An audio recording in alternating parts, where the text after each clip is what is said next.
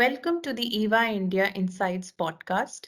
I'm your host Ragini, and in this episode, we try and decode the interim budget for FY25 in order to bring out the key macroeconomic messages.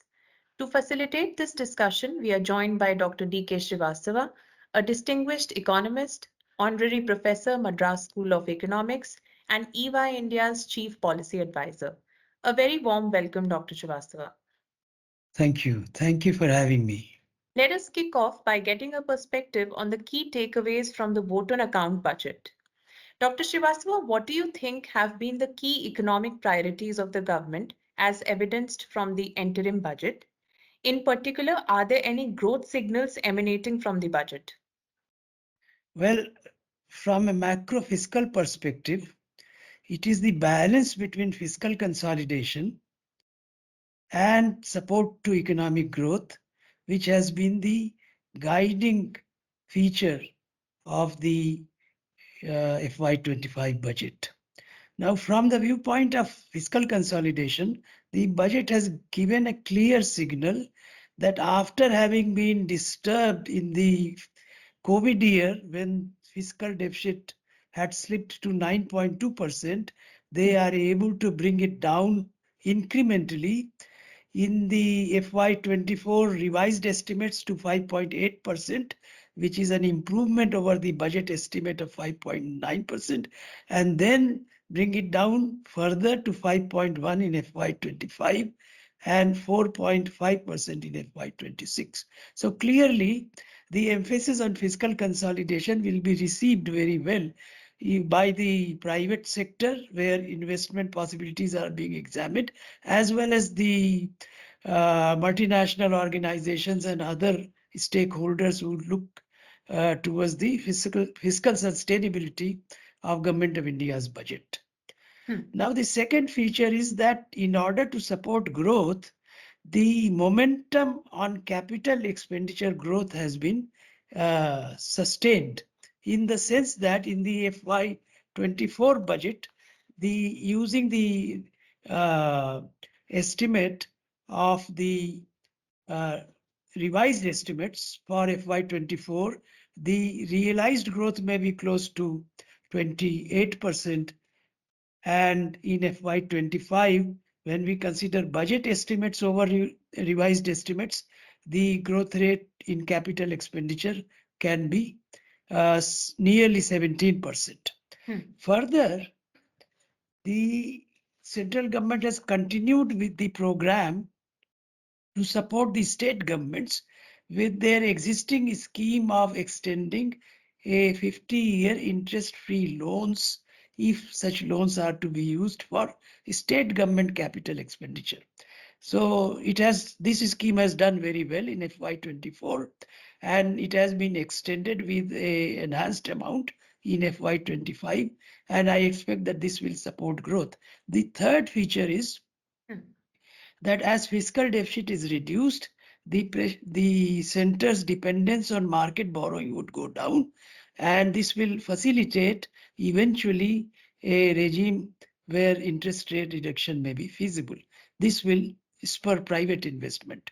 So in this sense, the budget has established a robust balance between fiscal consolidation and support to growth. Right. Thank you for your lucid and thoughtful insights, sir.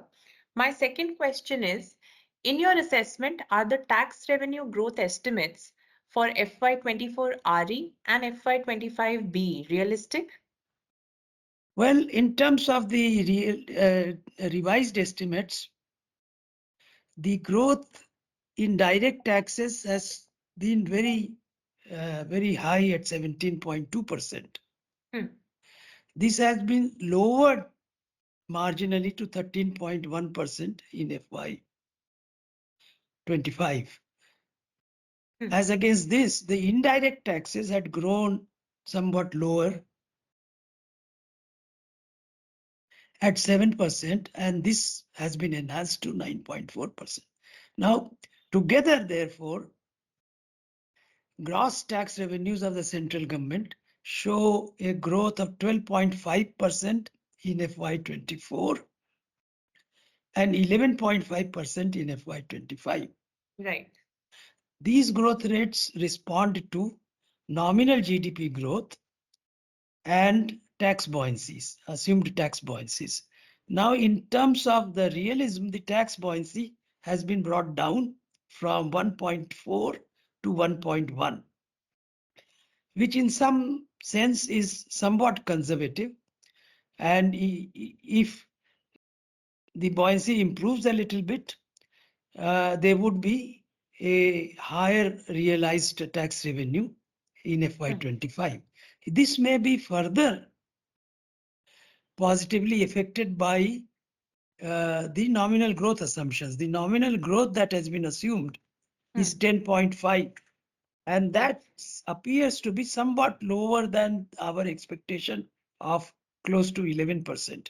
So given both of these factors may turn out to be somewhat better, we might do better in terms of the assumed gross tax revenues.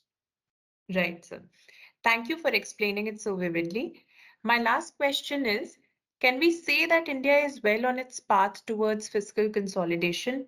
And is the fiscal deficit target of 4.5% of GDP, as was mentioned by the FM, achievable? And when would you think the FRBM target of 3% would be reached?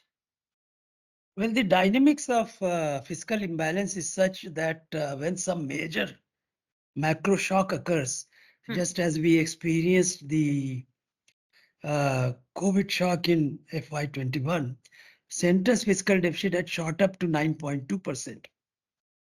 So the increase happens in one shot. The improvement back to normalcy takes several years. So from 9.2, we reduced it to 6.7, then 6.4, then 5.8, and now we are planning to bring it down to 5.1 and to 4.5 in FY26. Now, as you say, this is still well above the FRBM target of 3%. It might take another 3 years and 50 basis points of reduction per year to reach the level of 3% as envisaged in the FRBM. So the government has shown a clear commitment towards achieving normalization of the level of fiscal deficit in being consistent with FRBM, but it might take several years. So the dynamics is such that the deterioration occur in one shot and improvement occurs in it. This time it has taken, it is going to take at least 8 years. Right. Right, sir. So these are extremely useful perspectives, Dr. Srivastava. Thank you so much for joining us in this session and providing us your invaluable insights. Thank you to all our listeners. Stay tuned for more captivating discussions on EVA India Insights. Don't forget to subscribe for the latest updates. Until next time, this is Ragini Trehan signing off. Thank you. Thank you very much.